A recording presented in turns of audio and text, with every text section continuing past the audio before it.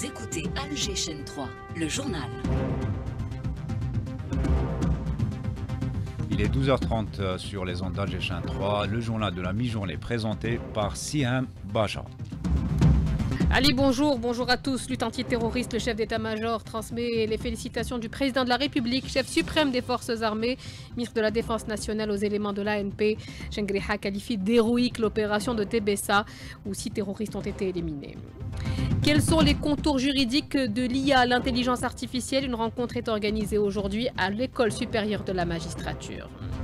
La rencontre Afrique-Europe des huissiers de justice se poursuit à Alger. 800 professionnels sont réunis à cette occasion. Privé de visa, le président palestinien s'exprime aujourd'hui à l'Assemblée générale de l'ONU par visioconférence. Trump dévoile par ailleurs les grandes lignes de son plan de paix pour la région. Il ne prévoit pas de cessez-le-feu immédiat. Annaba déroule le tapis rouge aux participants du festival du film méditerranéen, dont la 5e édition s'est ouverte hier soir. Et puis sport football, match de mise à jour de la 5e journée de Ligue 1. La JSK s'est imposée hier face à l'ESM Mostaganem sur le score d'un but à 0.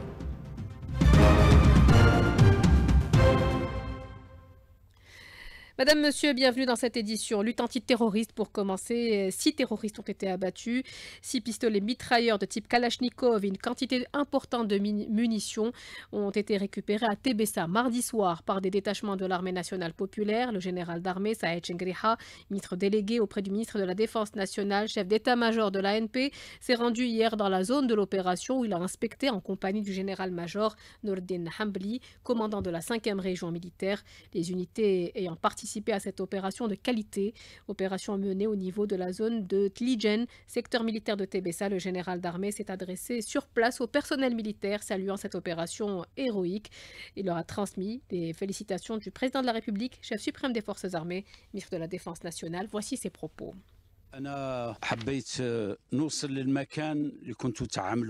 voulu me rendre sur les lieux où vous êtes intervenus afin de constater les brillants résultats que vous avez obtenus lors de cette opération et l'élimination de 6 terroristes. Ce sont des résultats très satisfaisants. Je suis également venu vous transmettre le soutien du haut commandement de l'armée nationale populaire. Je vous adresse mes sincères félicitations ainsi que celles du président de la République, chef suprême des forces armées, ministre de la Défense nationale, qui vous félicite et vous remercie vivement et vous souhaite santé et réussite dans la poursuite de vos missions pour la défense de l'Algérie bien-aimée. L'armée nationale populaire est résolue à éradiquer totalement ce qu'il reste des terroristes. Je vous remercie infiniment avec mes sincères félicitations et je vous souhaite plein succès.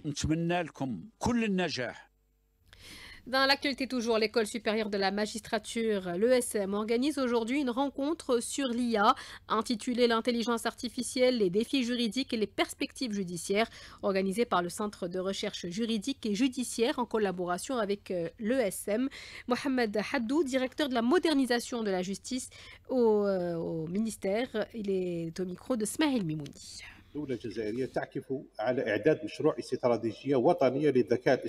L'État algérien travaille à l'élaboration d'un projet de stratégie nationale en matière d'intelligence artificielle. Cette stratégie concerne tous les domaines, y compris le secteur de la justice. De ce point de vue, il apparaît impératif de concilier le travail humain du juge pour garantir le respect des droits et libertés individuelles et collectives, d'une part, et s'adapter à l'ère numérique dans laquelle nous vivons, d'autre part. La technologie existe pour faciliter le travail humain et en améliorer la qualité. Dans ce contexte, les avantages de l'introduction de l'intelligence artificielle pour améliorer la qualité du travail judiciaire grâce à la gestion des dossiers judiciaires ne peuvent être négligés. Cette approche peut être étendue à la communauté pénale en facilitant l'application de la théorie de la défense sociale qui fait de l'application des peines privatives de liberté un moyen de protection de la société par la rééducation et l'insertion sociale des détenus. Fraîchement installé, le ministre de l'Industrie, Yahya Bachir, appelle à moderniser les complexes industriels publics en s'appuyant là encore sur la numérisation, la recherche et développement ainsi que la formation continue des employés. La 7e rencontre Afrique-Europe des huissiers de justice se poursuit à Alger. Elle est organisée par la Chambre nationale des huissiers de justice en partenariat avec la tutelle et l'Union internationale des huissiers. Le rôle de ces officiers publics exécutant des missions d'ordre légal est central mais doit savoir évoluer. Ibti Haladoun. L'huissier de justice est au cœur du fonctionnement de l'autorité judiciaire. Par son rôle d'exécution, il assure la continuité de la loi et donne force aux décisions rendues. Sa présence dans le paysage juridique est aussi ancienne que la justice elle-même et son utilité demeure incontestable. Carlos Calvo, huissier de justice, trésorier adjoint de l'Union internationale des huissiers de justice. Sans quelqu'un pour exécuter les décisions de justice, la justice ne sert à rien. D'autres disent que les huissiers ou les sergents sont aussi anciens que la loi et aussi nécessaires que les juges. Profession ancrée dans l'autorité publique, qu'elle traverse les époques sans perdre sa centralité. Toujours en évolution, elle reflète à la fois la solidité des traditions et l'élan des réformes. C'est une profession essentielle à la justice, ancrée dans l'autorité publique, mais en perpétuelle transformation. Une profession à la croisée des traditions et des révolutions, une profession dont l'histoire en réalité est bien plus vivante qu'on le croit. Des générations en génération, l'huissier de justice incarne la permanence d'une fonction qui relie la parole des juges à la réalité des citoyens.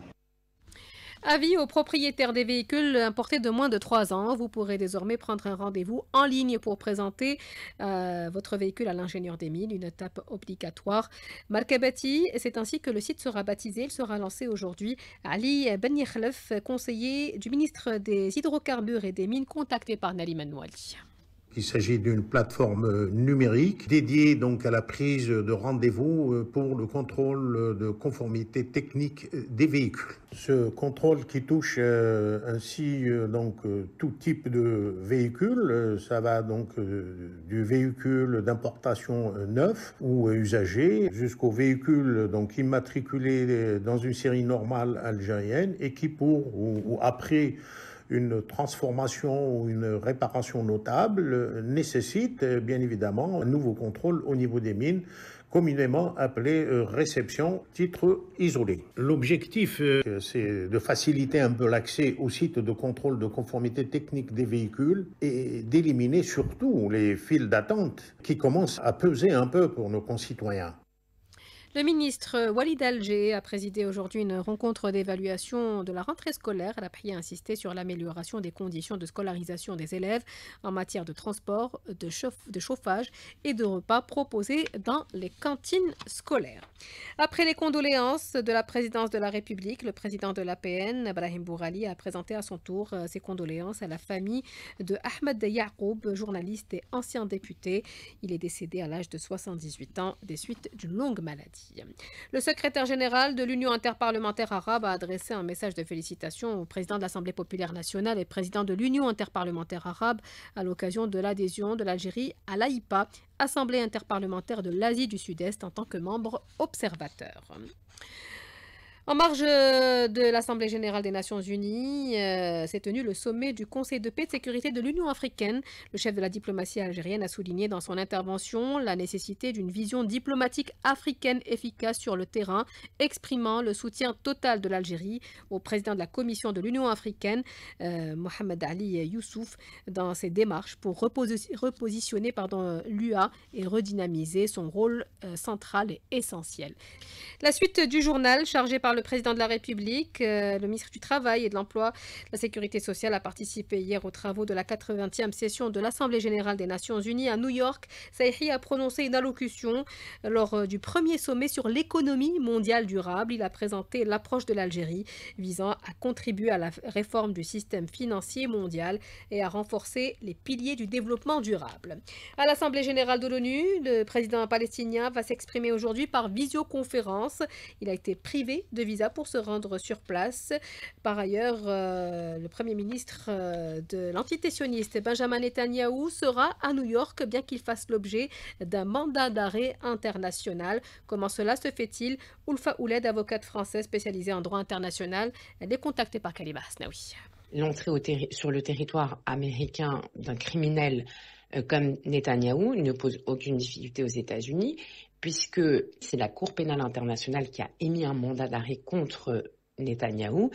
Et je vous rappelle quand même que les États-Unis ne reconnaissent pas la compétence de la Cour pénale internationale. Donc pour eux, c'est une personne qui, tout simplement, n'est pas sous le coup d'un mandat d'arrêt. Ce qui est un peu problématique, alors là, je sors un peu du contexte juridique, c'est qu'on sait très bien que les représentants palestiniens n'ont pas de visa pour se rendre aux États-Unis. Je rappelle juste, petit moment d'histoire, que certaines décennies en arrière, quand Arafat, on lui avait refusé d'entrer sur le territoire des Nations Unies, et la réunion s'était tout simplement tenue à Genève. Je constate qu'aujourd'hui, ce n'est pas le cas. Ça pose une réelle difficulté puisque c'est quand même la Palestine qui a attaqué. C'est les Palestiniens qui sont aujourd'hui soumis à une campagne génocidaire effroyable. Donald Trump a présenté les grandes lignes de son plan de paix pour la région, composé de 21 points. Ce plan ne prévoit pas de cessez-le-feu immédiat, Kalima Hasnaoui. Les détails du plan de paix de Trump n'ont toujours pas été dévoilés. Néanmoins, nous pouvons dire que cette feuille de route est loin de garantir un cessez-le-feu pour mettre fin au génocide en cours à Gaza. Le plan en question porte sur les détails de la gouvernance ou encore sur l'après-arrêt du génocide. Ce plan s'inscrit-il dans l'intérêt et en faveur des intérêts des Palestiniens? Élément de réponse avec l'analyste palestinien Ayman Chaka. Je ne pense pas et je ne crois même pas que Trump ou l'administration américaine vont présenter un plan qui sera dans l'intérêt du peuple palestinien ou de la région, sauf l'intérêt de l'État sioniste. Donc, moi, personnellement, je crois en rien de ce qui vient de l'administration américaine, parce que de notre expérience avec les consécutives administrations, nous n'avons presque jamais, ou des initiatives qui seront dans l'intérêt du peuple palestinien. Ce plan exclut l'annexion de la Cisjordanie occupée selon le président américain Trump, une menace d'annexion annoncée par l'entité israélienne suite à la reconnaissance de l'État de Palestine par de nombreux pays à l'Assemblée générale de l'ONU. Le Premier ministre espagnol Pedro Sánchez a annoncé hier qu'il se joindrait à l'Italie pour envoyer un navire de guerre afin de protéger la flottille humanitaire en route pour Gaza. Elle a été attaquée par des drones au large de la Grèce. Une annonce faite lors d'une conférence de presse à New York où Pedro Sánchez assistait à l'Assemblée générale des Nations unies. L'ancien président français Nicolas Sarkozy a été condamné aujourd'hui à 5 ans de prison et sera bientôt incarcéré dans l'affaire des soupçons de financement de la campagne électorale de 2007 par la Libye. Festival du film méditerranéen de Annaba, c'est parti pour les délibérations pour les films en compétition. Une conférence de presse a été animée ce matin pour la présentation des membres du jury des 5 catégories et une première évaluation du niveau de compétition de cette année. Hanan Seissi. Une première conférence est déjà une évaluation de la qualité des films en compétition, dont une grande partie traite des questions politiques et surtout humanitaires, nous dit Zinedine Ben Salem, acteur franco-algérien, membre du jury de la catégorie des longs métrages fiction. Ce sont pour la plupart des films engagés qui traitent de problèmes et politiques et humains et qui poussent à une réflexion certaine. Donc c'est très intéressant parce que c'est un panorama du monde méditerranéen contemporain qui raconte énormément de choses sur la société et l'histoire de chaque pays. Pour l'actrice libanaise Rita Hayek, membre du jury de la catégorie des courts-métrages fiction, les réalisateurs en compétition traitent des causes justes. Ça fait grand plaisir de faire partie de cette édition, surtout en Algérie, je dirais ça, en Algérie, ce pays libre, ce beau pays, ensuite avec une audience cinéphile, mais aussi tous les réalisateurs ici sont vocaux contre l'injustice, contre tout ce qui se passe aussi en Palestine et à Gaza. Les délibérations s'annoncent ainsi serrées, place donc au visionnage, projection des films en compétition. À noter que ce ne sont pas moins de 76 films, les 5 catégories confondues, qui sont en compétition pour la Gazelle d'Or de cette 5e édition du Festival de Annaba du film méditerranéen. De Annaba, Hanan Seissi, Alger 3. Un petit point météo rapide avant de passer au sport. Sachez que le centre et l'est du pays sont placés sous alerte pluie, parfois accompagnée de grêle. Une quinzaine de wilayas sont concernés. La météo détaillée, ça sera tout de suite après ce journal. En sport football, on a joué hier pour le compte de la 5e journée de Ligue 1 Ali Hamouche. C'était un match de mise à jour. Donc pour cette 5e journée, un match qui a mis aux prises la JS Kabylie à l'ES Mossaganam. Et la victoire est revenue à la JS Kabylie. 1-0, un but signé. Ayman Mahyous à la 21e minute de jeu, c'est son premier but sous le maillot de la JSK. Également, première victoire pour la JS Kabylie depuis l'entame de cette saison 2025-2026. Et la JS Kabylie donc qui rejoint le Shabab Riyadi de BWZ, l'AS Ochlef et l'ES Benaknoun et l'ES Mossaganam et l'USM Alger à la 10e place au classement. Et cette 6e journée du championnat donc qui débutera ce samedi avec 3 matchs au programme à 16h. L'Étoile sportif de Benaknoun qui affrontera la JS Saoura à 17h, AS Ochlef face au MB Ruisset, et enfin à 17h45 Mouloudia d'Oran face au Paradou Athletic Club. Et on reste avec le foot pour parler de nos internationaux qui seront sur le terrain à l'occasion de la 2e partie de la première journée de l'Europa League, avec tout d'abord le duo de Lille, Nabil Bentaleb et Issa Mondi, qui affronteront à domicile les Norvégiens de Brann Bergen. Il y aura ce duel algérien entre Jawan Hadjam et Ahmed Touba dans cette rencontre qui mettra aux prises les Young Boys de la formation suisse et les Grecs de Panathinaikos. Et enfin Rachid Razel qui est revenu du côté de Lyon, qui sera en déplacement face au FC Utrecht. Et hier il y avait également plusieurs Algériens qui ont disputé des rencontres, avec Hicham Boudaoui sous le maillot de Nice qui a été battu à domicile par l'AS Roma 2-1. Boudaoui qui a joué 1 heure de temps, et Ben Nasser qui n'a pas été retenu pour la rencontre entre le Dynamo Zagreb et Fenerbahçe. Et c'est Monsef Boukaral qui s'est illustré en inscrivant le 3e but à la 90e plus 5. Et enfin Anis Hadjam qui est rentré à la 80e minute de cette rencontre de son club Feyenoord face au Sporting Braga qui s'est imposé 1-0. Voilà, c'est la fin de ce journal. Merci de l'avoir suivi. Merci également à Amin Zegni et Mohamed Zawi qui étaient à la réalisation, Crémo à la technique, Hossein à la régie d'antenne. Et la météo présentée par Amin Mounir, c'est tout de suite.